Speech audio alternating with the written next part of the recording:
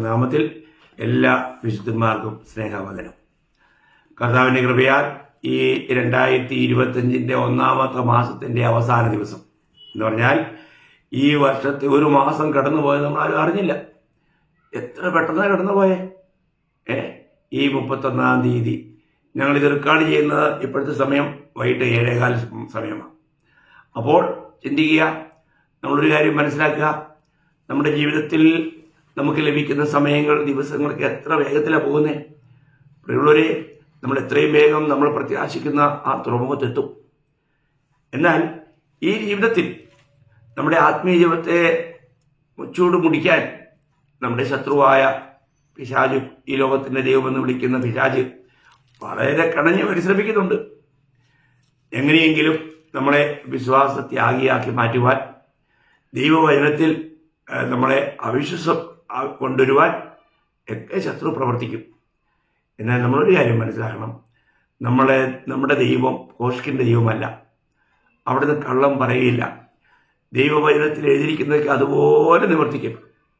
അതുകൊണ്ട് നമ്മൾ ഈ ദിവസങ്ങളെല്ലാം ചിന്തിക്കുന്നത്, നമ്മൾ രക്ഷിക്കപ്പെട്ടെങ്കിൽ നമ്മുടെ രക്ഷ നഷ്ടമാകുകയില്ല എന്നുള്ളത് തന്നെയാണ്. അതിനെക്കുറിച്ച് ഊട്ടി ഉറപ്പിക്കുന്ന അനേക കാര്യങ്ങളുണ്ട്. ചില കാര്യങ്ങൾ വീണ്ടും ഞാൻ നിങ്ങളോട് കൂടെ പങ്കുവയ്ക്കുവാൻ ആഗ്രഹിക്കുന്നു.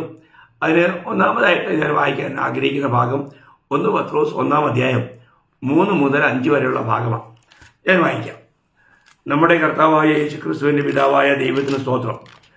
അവൻ മരിച്ചവരുടെ ഇടയിൽ നിന്നുള്ള യേശുക്രിസ്തുവിൻ്റെ പുനരുത്ഥാനത്താൽ തൻ്റെ കരുണാധിക്യ പ്രകാരം നമ്മെ ജീവനുള്ള പ്രത്യാശയ്ക്കായി അന്ത്യകാലത്തിൽ വെളിപ്പെടുവാൻ ഒരുങ്ങിയിരിക്കുന്ന രക്ഷയ്ക്ക് വിശ്വാസത്താൽ ദൈവശക്തിയിൽ കാക്കപ്പെടുന്ന നിങ്ങൾക്ക് വേണ്ടി സ്വർഗത്തിൽ സൂക്ഷിച്ചിരിക്കുന്നതും ക്ഷയം, മാലിന്യം, വാട്ടം എന്നിവയില്ലാത്തതുമായ അവകാശത്തിനായി തന്നെ വീണ്ടും ജനിപ്പിച്ചിരിക്കുന്നു. കണ്ടോ, നമ്മളെ വീണ്ടും ജനിപ്പിച്ചത് എന്തിനാണെന്നാ? നമുക്ക് വേണ്ടി സ്വർഗത്തിൽ അനേക കാര്യങ്ങൾ ദൈവം ഒരുക്കിയിട്ടുണ്ട്. അതുകൊണ്ടാണ് നമുക്ക് ഈ ലോകത്തിൽ നമുക്കുള്ളതിനെ നമ്മൾ മുറുകെ പിടിച്ചോണം. അതെന്തുവാ? ദൈവത്തിൻ്റെ സത്യവചനം, ഈ സുവിശേഷത്തിൻ്റെ സാക്ഷ്യം. പ്രിയമുള്ളവരെ, നമുക്കുള്ളത് ദൈവശക്തിയിൽ കാക്കപ്പെടുന്നു. നമ്മളും നഷ്ടമാകത്തില്ല, നമുക്കുള്ളതും നഷ്ടമാകത്തില്ലെന്ന് ഈ വചനം ഉറപ്പ് തരികയാണ്. നിങ്ങൾ വീണ്ടും ജനിച്ച ഒരു വ്യക്തിയാണെങ്കിൽ, നിങ്ങൾ രക്ഷിക്കപ്പെട്ട ഒരു വ്യക്തിയാണെങ്കിൽ, തിരുവചനം വളരെ വ്യക്തമായും പറയുന്നു, നിങ്ങൾ ദൈവശക്തിയാൽ കാക്കപ്പെടുകയാണ്. നിങ്ങളെ മാത്രമല്ല, നിങ്ങൾക്കുള്ളതും. അതാ ഒരു ഭക്തനോടുള്ള ബന്ധത്തിലുള്ള സത്യം. നമുക്കറിയാമല്ലോ, ഇയ്യോബിന് പല നിലകളിലും പിശാച് താറടിക്കാൻ അല്ലെങ്കിൽ നശിപ്പിക്കാൻ ശ്രമിച്ചു. എന്നാൽ കഴിഞ്ഞില്ല. അവിടെ പിശാച് പറയുന്ന ഒരു കംപ്ലൈന്റ് ഉണ്ട്. പിശാചിന്റെ കംപ്ലൈന്റ് എന്താണെന്നറിയോ? ഈ 1:10 അവിടെ ഈയോബ് ദൈവഭക്തനായിരിക്കുന്നത്, നീ അവനും അവന്റെ വീടിനും അവനുള്ള സകലത്തിനും ചുറ്റും വേലി കെട്ടിയിട്ടില്ലയോ? കണ്ടോ പ്രിയമുള്ളവരെ, നീ അവനും അവന്റെ വീടിനും അവനുള്ള സകലത്തിനും. നോക്കുക, അപ്പോൾ ഒരു ദൈവത്തിന്റെ പൈതൽ എപ്പോഴും ദൈവത്താൽ കാക്കപ്പെടുന്നു എന്നുള്ളത് ഒരു വലിയ കാര്യമല്ലേ പ്രിയമുള്ളവരെ? നമ്മൾ കഴിഞ്ഞ ദിവസങ്ങളൊക്കെ കണ്ടു, വിശുദ്ധന്മാർ അവിടുത്തെ കരങ്ങളിലാണ് പ്രിയമുള്ളവരെ. അവിടുത്തെ കരങ്ങളിൽ നിന്ന് പിടിച്ചു പറിക്കാൻ ആർക്കും കഴിയില്ല. അപ്പം ദൈവം നമ്മളെ എങ്ങനെ സൂക്ഷിക്കുന്നു? മാത്രമല്ല, നമ്മൾ വീണ്ടും ജനിച്ചു. നമ്മൾ ആ ജനിച്ചത് എങ്ങനെയാ? ദൈവത്തിൽ നിന്നുള്ള ജനനമാണ്. അത് നമ്മൾക്കറിയാം. യോഹന്നാൻ 1-ാം അധ്യായം അതിൻ്റെ 13-ാം വാക്യത്തിൽ നമ്മൾ വായിക്കുന്നത്, അവർ രക്തത്തിൽ നിന്നല്ല, ജഡത്തിന്റെ ഇഷ്ടത്താലുമല്ല, പുരുഷന്റെ ഇഷ്ടത്താലുമല്ല, ദൈവത്തിൽ നിന്നത്രേ ജനിച്ചത്. അപ്പോൾ കർത്താവായ യേശുക്രിസ്തുവിനെ സ്വന്തം രക്ഷിതാവും കർത്താവുമായി സ്വീകരിക്കുമ്പോൾ നമുക്ക് ലഭിക്കുന്ന ഒരു ജനനം, അത് വീണ്ടും ജനനം, അത് സ്വർഗത്തിൽ നിന്നുള്ള ജനനമാണ്, ഉയരത്തിൽ നിന്നുള്ള ജനനമാണ്. ആ ജനനം പ്രാപിച്ച ദൈവമക്കൾ അവര് ഉയരത്തിലെ എല്ലാത്തിൻ്റെ അവകാശികളാണ്. നമ്മൾ റോമാലേഖനം നമുക്ക് അതിൻ്റെ 8-ാം അധ്യായം അതിൻ്റെ 17-ാം വാക്യം വായിക്കുമ്പോൾ അവിടെ പൗലോസ് പറയുന്നത്, 8-ന്റെ 17 ഇവിടെ വായിക്കുന്നത്, നാം മക്കളെങ്കിലോ അവകാശികളുമാകുന്നു, ദൈവത്തിന്റെ അവകാശികളും ക്രിസ്തുവിന് കൂട്ടവകാശികളും തന്നെ. കണ്ടോ? അപ്പോൾ നാം ദൈവത്തിന്റെ അവകാശികളല്ലേ പ്രിയമുള്ളവരെ? നമ്മൾ വീട്ടിൽ ജനിച്ചാൽ ആ വീട്ടിൽ ജനിച്ച എല്ലാ മക്കൾക്കും ആ വീട്ടിലെ മാതാപിതാക്കളുടെ ഉടലിന്റെ എല്ലാത്തിന്റെ അവകാശമുണ്ട്. അങ്ങനെയാണെങ്കിൽ ദൈവത്തിന്റെ സകലത്തിലും നമുക്ക് അവകാശമുണ്ട്. കാരണം നമ്മൾ ദൈവത്തിൽ നിന്ന് ജനിച്ചു. ക്രിസ്തുവിൽ നമുക്ക് കൂട്ടവകാശമുണ്ട്. നമുക്ക് ലഭിച്ചിരിക്കുന്ന ഈ പദവികൾ എത്ര വലുതാ പ്രിയമുള്ളവരെ! ഇതൊക്കെ നഷ്ടമാകും എന്ന് ചിന്തിക്കുന്നതിനകത്തൊക്കെ എന്തെങ്കിലും അർത്ഥമുണ്ടോ? ഇപ്പോൾ ഒരു മകൻ തല്ലിപ്പുള്ളി ആയതുകൊണ്ട് അവന് അവകാശമൊന്നും കൊടുക്കുകയെന്നൊരു പിതാവിന് പറയാൻ പറ്റുമോ? ഇല്ല. ദൈവമക്കളെ സംബന്ധിച്ചിടത്തോളം തല്ലിപ്പുള്ളി എന്നുള്ളൊരു കാര്യമില്ല. ദൈവമക്കളെ, അവർക്ക് ദൈവത്തെ അനുസരിക്കാതിരിക്കാൻ കഴിയില്ല. കാരണം അങ്ങനെയുള്ളൊരു പ്രബന്ധമല്ലേ ദൈവം നമ്മൾ ചെയ്തിരിക്കുന്നത്. കാരണം നമ്മളൊരു പുതിയ ഹൃദയമുണ്ട്, നമുക്ക് പുതിയ മനസ്സുണ്ട്. ആ മനസ്സ് കർത്താവിന്റെ മനസ്സാണ്, ക്രിസ്തുവിന്റെ മനസ്സ്. 1 കൊരിന്ത്യർ 2:16 വായിക്കുന്നത്, നാമോ ക്രിസ്തുവിന്റെ മനസ്സുള്ളവർ തന്നെയാണ്. അപ്പോൾ ക്രിസ്തുവിന്റെ മനസ്സുണ്ട്, നമുക്കൊരു പുതിയ ഹൃദയമുണ്ട്. അത് ദൈവത്തിന്റെ വചനം എഴുതപ്പെടാനുള്ള ഹൃദയമാണ്. ആ ഹൃദയം കൂടാതെ നമുക്ക് പുതിയൊരു ആത്മാവുണ്ട്. നമ്മുടെ ആത്മാവ് പാപത്താൽ മരിച്ചു കിടന്നു, അതിനെ ജീവിപ്പിച്ചു. ഇന്നൊരു പുതിയ ആത്മാവാണ്. ആ ആത്മാവിലേക്ക് ദൈവം തന്റെ ആത്മാവിനെയും പകർന്നു. എന്നിട്ട് കർത്താവ് പറയുകയാണ്, എൻ്റെ വിധികളിൽ ഞാൻ നടക്കുമാറാക്കും. കണ്ടോ? നമ്മുടെ കഴിവുകൊണ്ടാണോ? ഒരിക്കലുമല്ല. ദൈവത്തിന്റെ കൃപയാൽ. ഇതെല്ലാം കർത്താവ് ചെയ്ത കാര്യമല്ലേ? അപ്പോൾ നമ്മളൊരു കാര്യം മനസ്സിലാക്കുക, ഇവിടെ കർത്താവ് തന്റെ ദിവ്യശക്തിയാൽ നമ്മളെ സൂക്ഷിക്കുന്നു. ഇന്ന് നമ്മൾ എവിടെയാ പ്രിയമുള്ളവരെ? ഇന്ന് നമ്മൾ യഥാർത്ഥത്തിൽ നമ്മൾ എഫേസ്യ ലേഖനം 2-ാം അധ്യായം 5 മുതൽ 7 വരെ വായിക്കുമ്പോൾ ക്രിസ്തുവിനോടുകൂടെ നമ്മളെ ഉയർപ്പിച്ചിട്ട് എന്ത് ചെയ്തിരിക്കുന്നു പറഞ്ഞിരിക്കുന്നത്? ഇവിടെ ഞാൻ വായിക്കാം.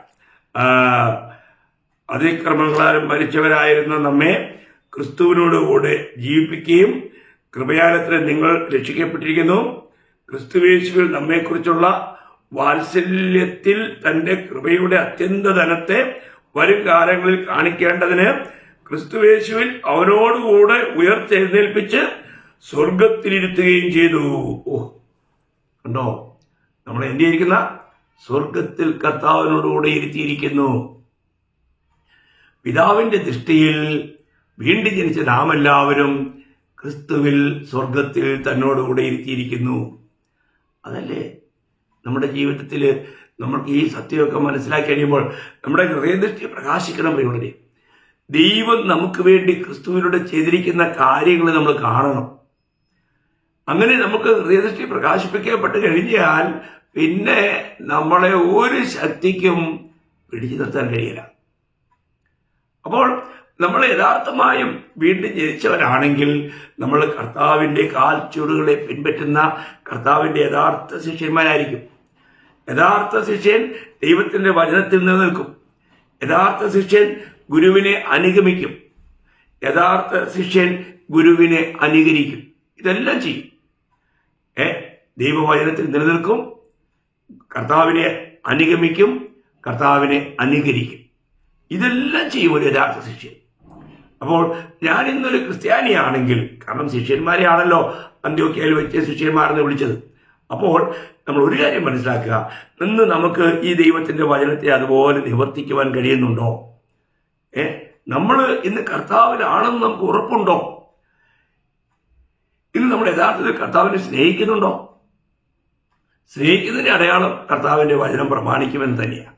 നമുക്കറിയാം, യോഹന്നാന്റെ സുവിശേഷം 14-ാം അധ്യായം അതിന്റെ 14-ാം അധ്യായത്തിന്റെ 15-ാം വാക്യത്തിൽ കർത്താവ് പറഞ്ഞു, 14-15, നിങ്ങൾ എന്നെ സ്നേഹിക്കുന്നുവെങ്കിൽ എന്റെ കൽപ്പനകളെ കാത്തുകൊള്ളു. കണ്ടോ? സ്നേഹിക്കുന്നവൻ വചനം കാക്കും, അല്ലെങ്കിൽ ഒരു കാരണവശാലും വചനത്തിന് പുറത്തു പോയില്ല. ഫിലദെൽഫിയ സഭയുടെ എന്തായിരുന്നു? നിങ്ങൾ എന്റെ വചനം കാത്തു എന്നായിരുന്നു. അതുകൊണ്ടാണ് കർത്താവ് പറഞ്ഞേ, ഞാനും നിങ്ങളെ കാക്കും. വെളിപ്പാട് 3:10 നമ്മളെല്ലാം ശ്രദ്ധിക്കണം. അപ്പോൾ ദൈവത്തെ സ്നേഹിക്കുന്നു എന്നുള്ളതിന്റെ ഏറ്റവും വലിയൊരു തെളിവ് അവിടുത്തെ അനുസരിക്കുന്നു എന്നുള്ളതാണ്. നമ്മളതിന്റെ യോഹന്നാൻ 14:21 വായിക്കുമ്പോൾ 21, എന്റെ കൽപ്പനകൾ ലഭിച്ച് പ്രമാണിക്കുന്നവൻ എന്നെ സ്നേഹിക്കുന്നവനാകുന്നു, എന്നെ സ്നേഹിക്കുന്നവനെ എൻ്റെ പിതാവ് സ്നേഹിക്കുന്നു, ഞാനും അവനെ സ്നേഹിച്ച് അവന് എന്നെ തന്നെ വെളിപ്പെടുത്തും. ഉണ്ടോ? നമുക്ക് കർത്താവിനെ വെളിപ്പെട്ട് കിട്ടുന്തോറും നമ്മൾ ഈ ലോകത്തിൽ മറ്റൊന്നും ആഗ്രഹിക്കുകയില്ല പ്രിയമുള്ളവരെ. നമ്മൾ മറ്റൊന്നും ആഗ്രഹിക്കില്ല. ഇന്നും നമുക്ക് കർത്താവിനെ ലഭിച്ചെങ്കിലും ആ കർത്താവിനെ നമുക്ക് ശരിക്കും വെളിപ്പെട്ട് കിട്ടിയില്ല. അതുകൊണ്ടാണ് ജനങ്ങൾക്ക് ഇതൊക്കെ ഒരു നിസ്സാരമായിട്ട് തോന്നുന്നത്. എന്ന് ഞാൻ പറയട്ടെ, നമ്മുടെ ജീവിതത്തിൽ നമുക്ക് കർത്താവിനെ ആ വെളിപ്പെട്ട് കിട്ടിയാൽ പിന്നെ കർത്താവിനെ അല്ലാതെ നമ്മൾ മറ്റൊന്നും ആഗ്രഹിക്കില്ല. കർത്താവിനെ നീ മാത്രം മതി എനിക്കെന്ന് പറയും. അത് പറയുവാൻ നമുക്ക് കഴിയുന്നുണ്ടോ? നമ്മുടെ ജീവിതത്തിൽ മറ്റെല്ലാം ചപ്പൊന്നും ചവർന്ന് എണ്ണുവാൻ നമുക്ക് കഴിയും. ഓരോ സ്ത്രീ അതല്ലേ പറഞ്ഞേ, ക്രിസ്തുവിനെ നേടേണ്ടതിന്. അപ്പോൾ നമുക്ക് ക്രിസ്തുവിനെ നേടുക, ക്രിസ്തുവിനെ നമ്മൾ കൂടുതലായി, ക്രൂശിക്കപ്പെട്ട ക്രിസ്തുവിനെ അല്ലാതെ മറ്റൊന്നും അറിയാത്തവനായി നിങ്ങളുടെ ഇടയിൽ ഇപ്പം ഞാൻ ആഗ്രഹിച്ചു എന്ന് 1 കൊരിന്ത്യർ 2:2 പൗലോസ് പറയുന്നുണ്ട്. ശ്രദ്ധിക്കപ്പെടുന്നത് കാരണം അവനെ ഒന്ന് കണ്ടാൽ, ആ കർത്താവിനെ ഒന്ന് കണ്ടാൽ, ആ കൂട്ടായ്മ ലഭിച്ചാൽ പിന്നീട് മറ്റൊന്നും ആഗ്രഹിക്കില്ല. അതാണ് സത്യം. അപ്പൊ അതിന്റെ 23-ാം വാക്യത്തിൽ, യോഹന്നാൻ 14:23 കർത്താവ് പറയുന്നുണ്ട്, യേശു അവനോട്, എന്നെ സ്നേഹിക്കുന്നവൻ എൻ്റെ വചനം പ്രമാണിക്കും, എൻ്റെ പിതാവ് അവനെ സ്നേഹിക്കും, ഞങ്ങൾ അവൻ്റെ അടുക്കൽ വന്ന് അവനോട് കൂടെ വാസം ചെയ്യും. ഉണ്ടോ? ത്രിയേക ദൈവത്തിന്റെ വാസം നമുക്ക് അനുഭവമാക്കുന്നത് എപ്പോഴറിയാവോ? നമ്മൾ ദൈവത്തിന്റെ വചനത്തിൽ നിൽക്കുമ്പോൾ, ആ വചനം പ്രമാണിക്കുമ്പോൾ. എത്ര സൗന്ദര്യമുള്ള കാര്യമാണ്. ആ ദൈവിക കൂട്ടായ്മ നമ്മൾക്ക് അനുഭവിക്കാനും ആസ്വദിക്കാനും കഴിയുന്നുണ്ടോ? അതാണ് ഇന്ന് നമുക്ക് ഏറ്റവും ആവശ്യമായിരിക്കുന്നത്. എന്നാൽ ഈ സത്യങ്ങളൊന്നും വെളിപ്പെട്ട് കിട്ടരുതെന്നാണ് ശത്രുവിന്റെ ലക്ഷ്യം. അപ്പം യോഹന്നാൻ അതിനെക്കുറിച്ച് പറയുമ്പോൾ, യോഹന്നാന്റെ 1-ാം ലേഖനം അതിന്റെ 4-ാം അധ്യായം അതിന്റെ 13-ാം വാക്യം, നാം അവനിലും അവൻ നമ്മിലും വസിക്കുന്നു എന്ന് അവൻ തന്റെ ആത്മാവിനെ തന്നതിനാൽ നാം അറിയുന്നു. കണ്ടോ? നാം അവനിലും അവൻ നമ്മിലും വസിക്കുന്നു എന്ന് എങ്ങനെ അറിയുന്നു? അവൻ തന്റെ ആത്മാവിനെ നമുക്ക് തന്നതിനാൽ അറിയുന്നു. ഈ അറിവ് നമുക്കുണ്ടോ? ഈ അറിവിലാണ് നമ്മൾ ജീവിക്കുന്നത്. അതിന്റെ 3:24 വായിക്കാം. 3:24, അവന്റെ കൽപ്പനകളെ പ്രമാണിക്കുന്നവൻ അവനിലും അവൻ ഇവനിലും വസിക്കുന്നു. കണ്ടോ? അപ്പോൾ ഈ വസിക്കുന്ന അനുഭവം എപ്പോഴാണ്? അവന്റെ കൽപ്പനകളെ പ്രമാണിക്കുമ്പോൾ, അവിടുത്തെ വചനം പ്രമാണിക്കുമ്പോൾ. ഇന്ന് ദൈവവചനത്തിന് പലരുടെ ജീവിതത്തിൽ യാതൊരു സ്ഥാനവുമില്ല. നമുക്ക് ദൈവവചനത്തോടുള്ള യഥാർത്ഥമായിരിക്കുന്ന ആ അനുസരണമുണ്ടോ? അങ്ങനെയുണ്ടെങ്കിൽ നമുക്ക് എപ്പോഴും ആ സ്വർഗീയ സന്തോഷത്തിലായിരിക്കാൻ കഴിയും, ദൈവരാജ്യത്തിന്റെ ശരിയായ അനുഭവത്തിൽ. അങ്ങനെ ആയിരിക്കണമെന്നാണ് ദൈവം ആഗ്രഹിക്കുന്നത്. കാരണം കർത്താവ് നമ്മളെ എന്ത് ചെയ്തു? നമ്മളെ വീണ്ടെടുപ്പ് നാളിനായി മുദ്ര ചെയ്തു. പരിശുദ്ധാത്മാവിനെ നമ്മൾ ഒരിക്കലും ദുഃഖിപ്പിക്കാൻ പാടില്ല. എഫേസ്യർ 4:30 നമ്മൾ വായിക്കുന്നുണ്ട്. ദൈവത്തിന്റെ ആത്മാവിനാൽ നടത്തപ്പെടേണ്ടവരാണ് ദൈവമക്കൾ. അത് നമ്മൾ ഇന്നലെയും ചിന്തിക്കുകയുണ്ടായി. മാത്രമല്ല, നമ്മളെ എവിടെ ആക്കി വെച്ചിരിക്കുന്നത്? പുത്രന്റെ രാജ്യത്തിൽ. രക്ഷിക്കപ്പെട്ടവരെല്ലാവരും ഇപ്പൊ എവിടെയാണ്? പുത്രന്റെ രാജ്യത്തിൽ. കൊളോസ്യ ലേഖനം 1-ാം അധ്യായം അതിന്റെ 12-13 വാക്യം, നമ്മെ ഇരുട്ടിന്റെ അധികാരത്തിൽ നിന്നും വിടിവിച്ച് തന്റെ സ്നേഹസ്വരൂപനായ പുത്രന്റെ രാജ്യത്തിലാക്കി വെക്കുകയും ചെയ്ത. അപ്പോൾ അതിന്റെ 13-ാം വാക്യമാണ്, നമ്മെ ഇരുട്ടിന്റെ അധികാരത്തിൽ നിന്നും വിടുവിച്ചു, തന്റെ സ്നേഹസ്വരൂപനായ പുത്രന്റെ രാജ്യത്തിലാക്കി വെച്ചു. കണ്ടോ? നമ്മള് പുത്രന്റെ രാജ്യം, നമ്മൾ വെളിച്ചത്തിന്റെ മക്കൾ, ദൈവമക്കൾ. ഇതൊക്കെ പറയുമ്പോൾ എത്ര ഉന്നത നിലവാരത്തിലുള്ള കാര്യങ്ങളാണ് പ്രിയമുള്ളവരെ. ഇതായിരിക്കണം നമ്മുടെ അനുഭവം. അപ്പൊ ഞാൻ യഥാർത്ഥമായും രക്ഷിക്കപ്പെട്ട ഒരു വ്യക്തിയാണെങ്കിൽ ഇന്ന് ഞാൻ പുത്രന്റെ രാജ്യത്തിലാണ്. ആ പുത്രന്റെ രാജ്യത്തിലുള്ള സഹവിശ്വാസികളുമായിട്ട് വളരെ നല്ല സഹവർത്തിത്വത്തിലാണ്. അങ്ങനെ ഒരു ജീവിതമാണ് ദൈവമക്കൾക്ക് ക്രമീകരിച്ചിരിക്കുന്നത്. ഞാൻ നിങ്ങളോട് പറയട്ടെ, നാസിക്കിലുള്ള ദൈവസഭയിൽ എല്ലാ വിശുദ്ധന്മാരും ഒരു കുടുംബം എന്ന പോലെ ഈ സന്തോഷം അനുഭവിക്കുന്നവരാ. വളരെ എല്ലാവരും ഓരോരുത്തരും പരസ്പരം കരുതുന്നവരാ. നല്ല ആത്മാർത്ഥതയോടുകൂടി സ്നേഹബന്ധത്തിൽ ജീവിക്കുന്നവരാ. അപ്പോൾ വളരെ പ്രാഗൽഭ്യത്തോടെ എനിക്കത് പറയാൻ കഴിയും. ഞാൻ ഈ നാളുകളിലൊക്കെ അത് വളരെ ധാരാളമായിട്ട് അനുഭവിച്ചുകൊണ്ടിരിക്കുക. എൻ്റെ ഭാര്യ സഹോദരി വീണ് 1 ലിറ്ററിൽ കൂടുതൽ രക്തം പുറത്തുപോയി. വളരെ 4 ദിവസം അശോക ഹോസ്പിറ്റലിൽ അഡ്മിറ്റായിരുന്നു നാസിക്കിൽ. അവിടുന്ന് ഒരു വിധത്തിൽ ഡിസ്ചാർജ് മേടിച്ചപ്പോൾ വീട്ടിൽ താൻ വിശ്രമത്തിലാണ്. സഭയിലുള്ള എല്ലാവരും സ്വന്തം കുടുംബം പോലെ കരുതുന്നുകൊണ്ട് ഇവിടെ ഒരു സാധനം പോലും ഒരുക്കാൻ അവർ സമ്മതിക്കില്ല. എല്ലാം സമയാസമയങ്ങളിൽ വളരെ കൃത്യതയോടെ വളരെ കരുത്. എത്ര വലിയ ഭാഗ്യമാണ് പ്രിയമുള്ളവരെ. ഇതൊക്കെയൊന്നും അല്ല ഞാൻ വലിയ കാര്യമായിട്ട് പറയുന്നത്. ദൈവസ്നേഹത്തിൽ എല്ലാവരും ചെയ്തുകൊണ്ട് ആ ദൈവരാജ്യത്തിൻ്റെ അനുഭവം സഭയിലൂടെ നമുക്ക് അനുഭവമാക്കാൻ കഴിയുന്നു എന്നുള്ള ഒരു യാഥാർത്ഥ്യം മനസ്സിലാക്കാൻ വേണ്ടി പറയുന്നേ. ഇവിടെ വന്നു പോയിട്ടുള്ളവർക്ക് എല്ലാവർക്കും അറിയാം കർത്താവിൻ്റെ യഥാർത്ഥമായ സ്നേഹം ആസ്വദിക്കുവാൻ തെസലോനിക്ക സഭ ഒരു മാതൃകാ സഭയായിരുന്നതുപോലെ നാസിക് സഭ ഇന്ന് ഒരു മാതൃകാ സഭയായി നിൽക്കുവാൻ കർത്താവ് കൃപയാൽ സഹായിക്കുന്നു. ഇതൊന്നും ആരുടെയും ഒരു പുണ്യപ്രവർത്തന ഇതല്ല. എന്നാൽ അവര് ദൈവവചനത്തെ അതുപോലെ സ്നേഹിക്കുന്നു, കർത്താവിനെ അവർ പോലെ സ്നേഹിക്കുന്നു. പ്രിയമക്കളെ, നമ്മളുടെ ഈ ചെറിയൊരു ആയുസ്സിൽ നമ്മൾ ഈ അനുഭവം ഉള്ളവരായിരിക്കണം. അപ്പോൾ ഞാനിവിടെ പറയാൻ ആഗ്രഹിക്കുന്നു പറഞ്ഞാൽ, ദൈവം തൻ്റെ കഴിഞ്ഞകാല നിത്യതയിലെ മുന്നറിഞ്ഞവരാണ് ഈ രക്ഷിക്കപ്പെട്ട നാം ഓരോരുത്തരും. എന്തിനു വേണ്ടി മുന്നറിഞ്ഞു അത് നമ്മൾ ശരിക്കും മനസ്സിലാക്കണം. നമ്മളെ ദൈവം എന്തിനു വേണ്ടി മുന്നറിഞ്ഞിരിക്കുന്നത്?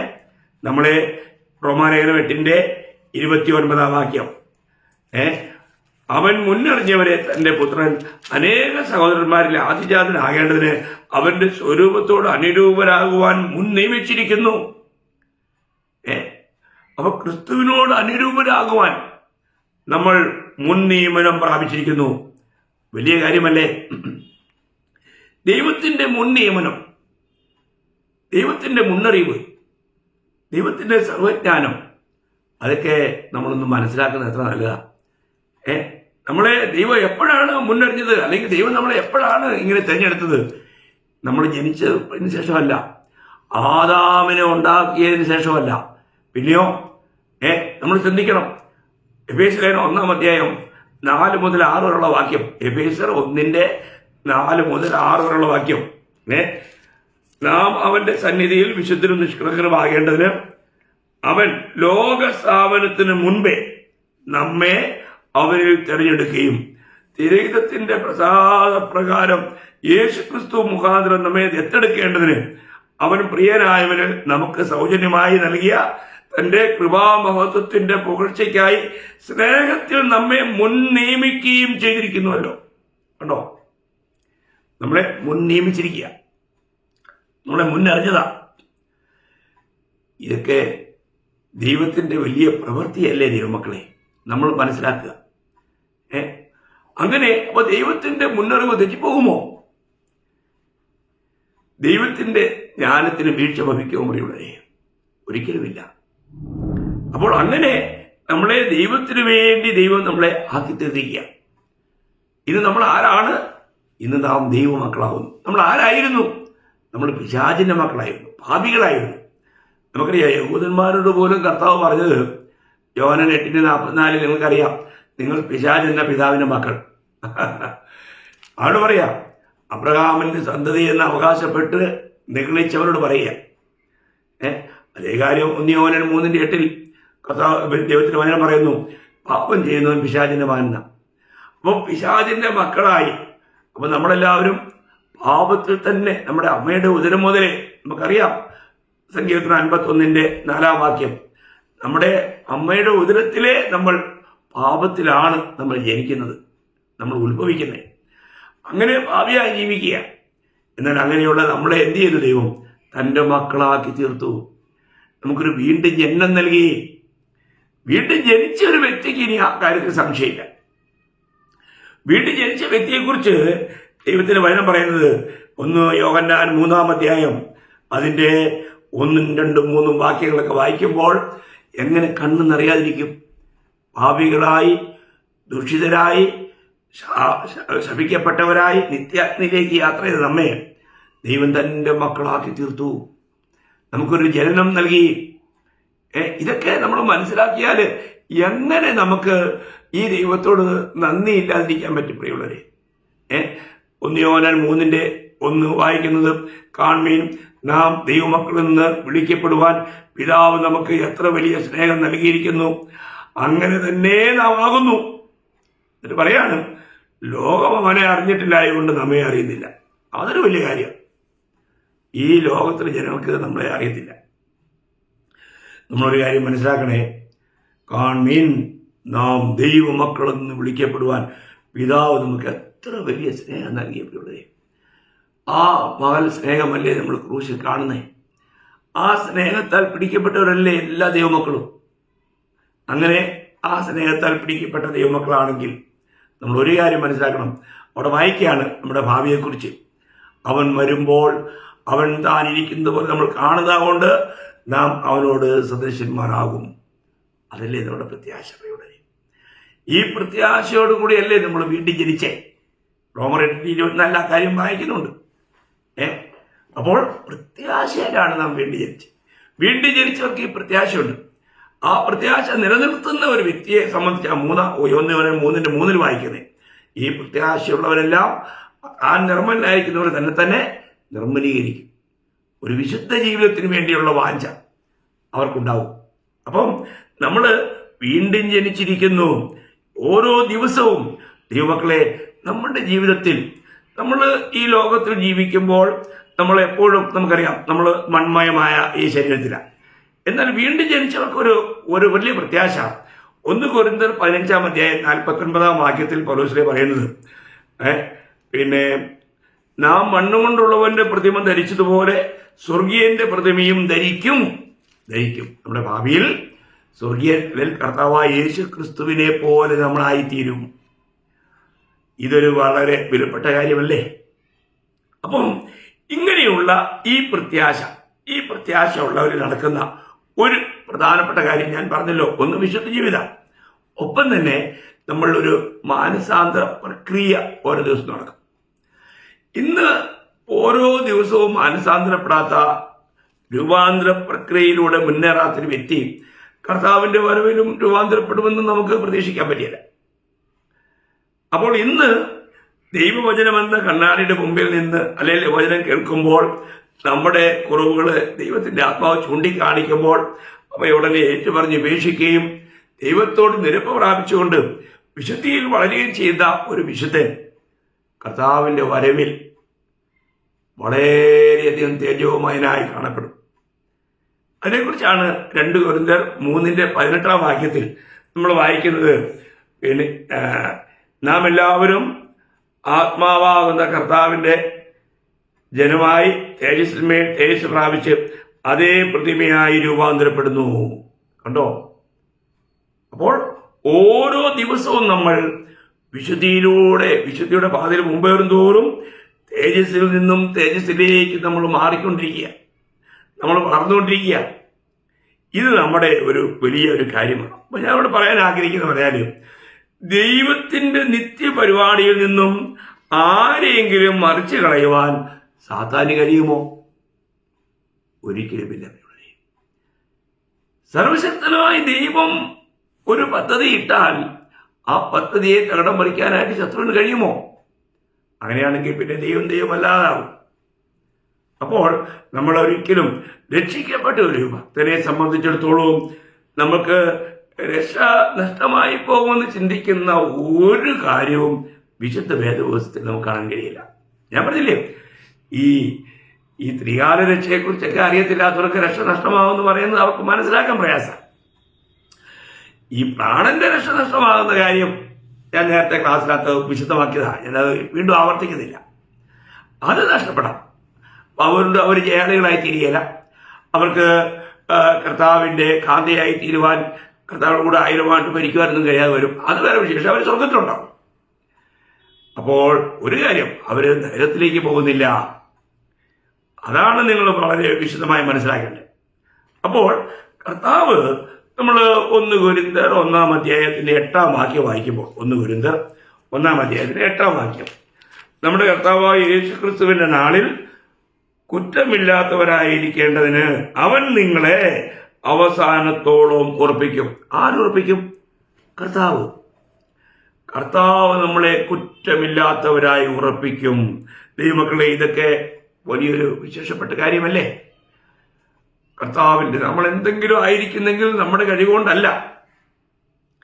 നമ്മൾ ആത്മാവിനെ ഇന്നലെ നമ്മൾ കേട്ടതല്ലേ, നമ്മൾ ആത്മാവിനെ അനുസരിക്കണം, നമ്മൾ ദൈവവചനം അനുസരിക്കണം. അത് നമ്മുടെ കർത്തവ്യമാണ്, ദൈവത്തിൻ്റെ മക്കൾ എന്ന നിലയ്ക്ക്.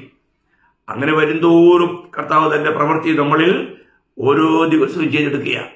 നമ്മൾ 1 തെസ്സലോനിക്കർ 5-ാം അധ്യായം അതിൻ്റെ 23-ാം വാക്യത്തിൽ അനുഗ്രഹീതമായ ഒരു മുന്നറിയിപ്പുണ്ട്. 1 തെസ്സലോനിക്കർ 5-ന്റെ 23-ഉം 24-ഉം ഞാൻ വായിക്കും. സമാധാനത്തിന്റെ ദൈവം തന്നെ നിങ്ങളെ മുഴുവനും ശുദ്ധീകരിക്കുമാറാകട്ടെ. ആര്? ദൈവം തന്നെ. സമാധാനത്തിന്റെ ദൈവം തന്നെ നിങ്ങളെ മുഴുവനും ശുദ്ധീകരിക്കുമാറാകട്ടെ.